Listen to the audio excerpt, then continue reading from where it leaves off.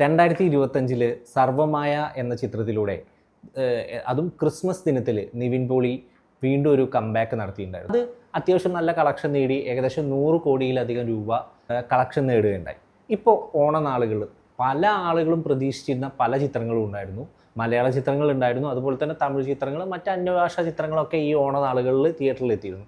അപ്പോഴും പ്രേക്ഷകർക്കൊക്കെ ഒരു എന്താ പറയുക, നിവിൻ്റെ പടം, പ്രത്യേകിച്ച് കുടുംബ പ്രേക്ഷകർക്ക് നിവിൻ്റെ പടം ഇത്തവണത്തെ ഓണത്തിന് വിജയിക്കും എന്നുള്ളൊരു പ്രതീക്ഷയൊക്കെ കൂടുതലായിട്ടുണ്ടായിരുന്നു. നോക്കൂ, സർവമായ അന്ന് ഒരു ക്രിസ്മസ് ദിനത്തിൽ വന്ന് 100 കോടി കളക്ഷൻ നേടി. ഇപ്പോൾ ഓണനാളുകളിൽ നിവിൻ പോളിയുടെ ബത്ലഹേം കുടുംബ യൂണിറ്റ് എന്ന് പറയുന്ന ചിത്രം ആദ്യ ദിനം പിന്നിടുമ്പോൾ തന്നെ മികച്ച റിപ്പോർട്ടുകളാണ് വന്നുകൊണ്ടിരിക്കുന്നത്. ചിത്രം ഇന്ന് തിയേറ്ററിൽ പോയിട്ട് കണ്ടു. ചിത്രത്തിൻ്റെ വിശേഷങ്ങൾ നമുക്ക് പങ്കുവയ്ക്കാം.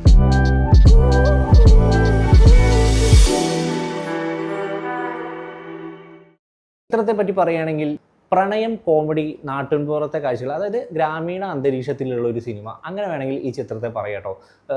ഒറ്റവാക്കിൽ പറയുകയാണെങ്കിൽ നല്ലൊരു ഫീൽ ഗുഡ് മൂവി. അതുതന്നെയായിരിക്കും ഒരുപക്ഷെ നിവിൻ പോളിയിൽ നിന്ന് എല്ലാ പ്രേക്ഷകരും കാത്തിരിക്കുന്നത് എന്ന് നമുക്ക് പറയാം. കാരണം എന്താ വെച്ചാൽ ഇത്തരത്തിലുള്ള ഈ ഫാമിലി ഓറിയൻറ്റഡ് ആയിട്ടുള്ള അല്ലെങ്കിൽ ഈ കുടുംബ പശ്ചാത്തലത്തിലുള്ള ചിത്രങ്ങളൊക്കെ എപ്പോഴും നിവിനൊരു ക്യൂട്ട്നെസ്, അല്ലെങ്കിൽ നമ്മളെ കുടുംബത്തിലെ ഒരാളായിട്ടൊക്കെ പലർക്കും തോന്നാറുണ്ട്. പലർക്കും എന്നുള്ള സിനിമയെ സ്നേഹിക്കുന്ന അല്ലെങ്കിൽ സിനിമയെ ആരാധിക്കുന്നവർക്കൊക്കെ അത്തരത്തിലുള്ള ചിന്താഗതികൾ ഉണ്ടാവാറുണ്ട്. ഇവിടെയും മറ്റൊന്നും സംഭവിച്ചിട്ടില്ല. കൃത്യമായിട്ട് തന്നെ നിവിൻ്റെ ആ ഓരോ ചേഷ്ടകൾ, കുസൃതിതരങ്ങളായിട്ടുള്ള നോട്ടങ്ങൾ, സംസാരങ്ങൾ, ഇതൊക്കെ എന്താ പറയുക, ആളുകൾ ഏറ്റെടുക്കുന്ന കാഴ്ചയായിരുന്നു തിയേറ്ററിൽ കണ്ടിരുന്നത്. കാരണം എന്താണെന്ന് വെച്ചാൽ ചിത്രത്തിൻ്റെ തുടക്കം മുതൽ അവസാനം വരെ ഇങ്ങനെ പൊട്ടിച്ചിരിക്കാനുള്ള അവിടെയും ഇവിടെയൊക്കെ ആയിട്ട് ഇങ്ങനെ ഓരോ കോമഡികൾ, അതിൻ്റെ ഇടയ്ക്ക് ഇമോഷൻസൊക്കെ ലാസ്റ്റ് വരുന്ന സമയത്ത് എത്തുന്നുണ്ടെങ്കിൽ കൂടി ആളുകളൊക്കെ ഇങ്ങനെ തിയേറ്ററിൽ ഒരു ഇടവേളയ്ക്ക് ശേഷമാണ് തോന്നുന്നു ചിത്രത്തിൽ ഇങ്ങനെ തിയേറ്ററിൽ ഇങ്ങനെ ആർത്ത് ചിരിക്കുന്ന ചിരികളും. നോക്കൂ, അതിൽ പ്രായമൊന്നുമില്ല, ചെറുപ്പക്കാരുണ്ട്, വലിയവരുണ്ട്, കുട്ടികൾ വരെ ഉണ്ട്. ഇത്രയും ഒരു ഫാമിലി ക്രൗഡോട് കൂടിയിട്ടാണ് ഇന്ന് ബത്ലഹേം കുടുംബ യൂണിറ്റ് ഫസ്റ്റ് ഷോ കാണാൻ സാധിച്ചത്. അപ്പോൾ ഒക്കെ നമുക്ക് ഒരു സിനിമയെ സ്നേഹിക്കുന്ന അല്ലെങ്കിൽ സിനിമയെ ഇഷ്ടപ്പെടുന്ന എല്ലാവരും ആഗ്രഹിക്കുന്ന ഒരു സംഭവമാണ് ഈ നിറഞ്ഞ സദസ്സിൽ, അതും കുടുംബ പ്രേക്ഷകർക്കിടയിൽ ഇരുന്നുകൊണ്ട് ഒരു സിനിമ കാണുക എന്നുള്ളത്. അത് ഇന്ന് എന്തായാലും സാധിച്ചു. ഈ ഓരോ കയ്യടികൾ കിട്ടുമ്പോഴും നമ്മൾ നിവിൻ പോളിയെ മാത്രം പറഞ്ഞുകൊണ്ട് കാര്യമില്ല. നിവിൻ പോളിയുടെ ഒപ്പം കൂടെ നിന്നിട്ടുണ്ടായിരുന്ന മമിത ബൈജു, അതുപോലെ തന്നെ ഇത്തരത്തിലുള്ള ഈ ഒരു ചിത്രം കൂടി വിജയത്തിലേക്ക് എത്തുമ്പോൾ അല്ലെങ്കിൽ ബോക്സ് ഓഫീസ് കളക്ഷനിൽ ഇങ്ങനെ ആദ്യ ദിനം തന്നെ കുതിപ്പ് കാണുമ്പോൾ ഏകദേശം നമ്മൾ നോക്കുന്ന സമയത്ത് ഒരുപാട് ബുക്കിംഗ് ഒക്കെ നിലവിൽ തന്നെ ആയിട്ടുണ്ട്. ഒട്ടുമിക്ക തിയേറ്ററുകളിലും സീറ്റുകൾ ഇപ്പോൾ ഫുള്ളായ കാഴ്ചയാണ് കാണുന്നത്. ഇനി വരും ദിവസങ്ങളിലും അത് അങ്ങനെ തന്നെ സംഭവിക്കും എന്നുള്ളൊരു സംശയമൊന്നുമില്ല. കാരണം ഓണക്കാലമാണ്.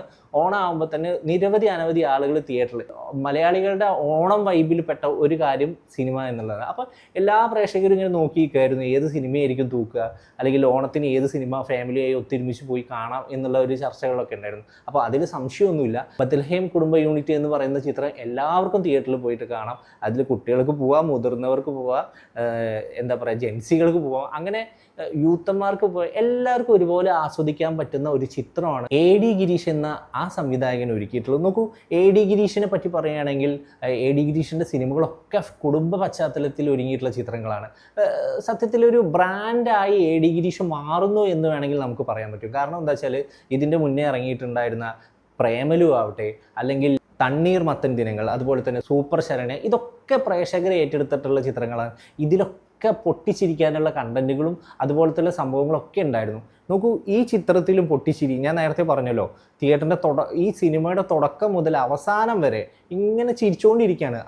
അത് തിയേറ്ററിൽ ഇങ്ങനെ ചിരിക്കുന്നത് കാണുമ്പോൾ കൈയടിച്ചിരിക്കുന്ന, ചിലർ പൊട്ടിച്ചിരിക്കുന്നു, അങ്ങനെയുള്ള സന്ദർഭങ്ങളാണ്. നോക്കൂ, ഈ ചിരിക്കൊപ്പം AD ഗിരീഷ് എന്ന് പറയുന്ന സംവിധായകൻ കുറച്ച് ഈ നിവിനൊപ്പം കൂടെ ചേർത്ത് വെക്കാൻ കുറച്ച് ആളുകൾ കൂടി ഇതിൽ ഉൾപ്പെടുത്തിയിട്ടുണ്ട്.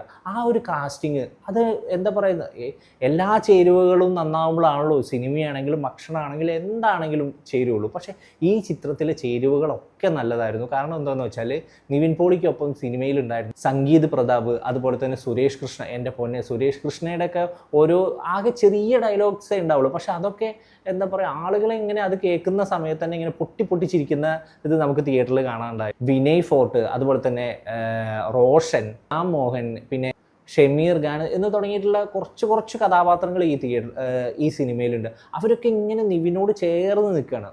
ഈ നിവിനോട് ചേർന്ന് നിൽക്കുമ്പോൾ സ്ത്രീ കഥാപാത്രങ്ങളും ഇതിൽ കോമഡി ആയിട്ട് എത്തുന്നുണ്ട് എന്നുള്ള കാര്യത്തിൽ ഒരു തർക്കമില്ല.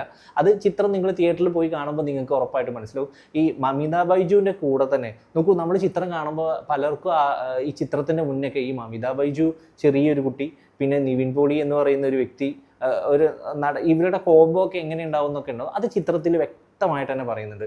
ചിത്രത്തിൽ ഇവരുടെ പ്രണയം നടക്കുന്ന സമയത്ത് അവർ തന്നെ പറയുന്നുണ്ട്, നായകനും നായികയും തമ്മിൽ ഒരു 13 വയസ്സോളം വ്യത്യാസമുണ്ട് എന്നുള്ള രീതിയിലൊക്കെ സംസാരിക്കുന്നുണ്ട്. അതൊക്കെ ആ ചിത്രത്തിൽ ശരിക്കും ഇങ്ങനെ അടുക്കും ചിട്ടയോടുകൂടി ഇങ്ങനെ പറഞ്ഞ് വെച്ചു പോയേക്കുവാണ്. നോക്കൂ, ഈ ചിത്രത്തിൻ്റെ രചന നിർവഹിച്ചിരിക്കുന്നത് AD ഗിരീഷും അതുപോലെ തന്നെ കിരൺ ജോസ് എന്ന് പറയുന്ന ഇരുവരും ചേർന്നാണ് ഈ ചിത്രം എഴുതിയിട്ടുള്ളത്.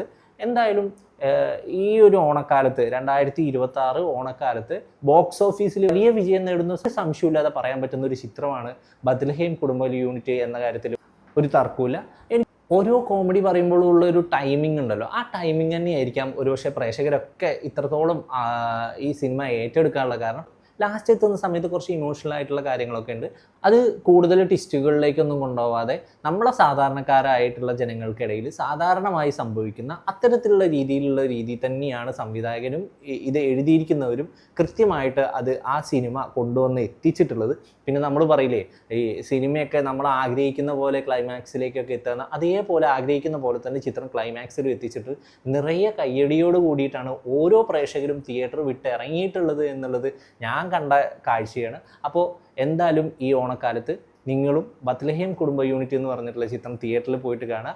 നിങ്ങളുടെ വിശേഷങ്ങളും നിങ്ങൾക്ക് അനുഭവപ്പെട്ട കാര്യങ്ങളും അല്ലെങ്കിൽ നിങ്ങൾക്ക് ഇഷ്ടപ്പെട്ടാലും ഇഷ്ടപ്പെട്ടില്ലെങ്കിലും ഈ വീഡിയോയ്ക്ക് താഴെ കമൻറ്റ് ചെയ്യുക. ഇതുപോലെയുള്ള കൂടുതൽ വീഡിയോകൾക്കും അതുപോലെ തന്നെ സിനിമ റിലേറ്റഡ് ആയിട്ടുള്ള അപ്ഡേറ്റുകൾക്കായിട്ട് പേജ് ഫോളോ ചെയ്യുക, സബ്സ്ക്രൈബ് ചെയ്യുക, കൂടെ ഉണ്ടാകണം. ബൈ.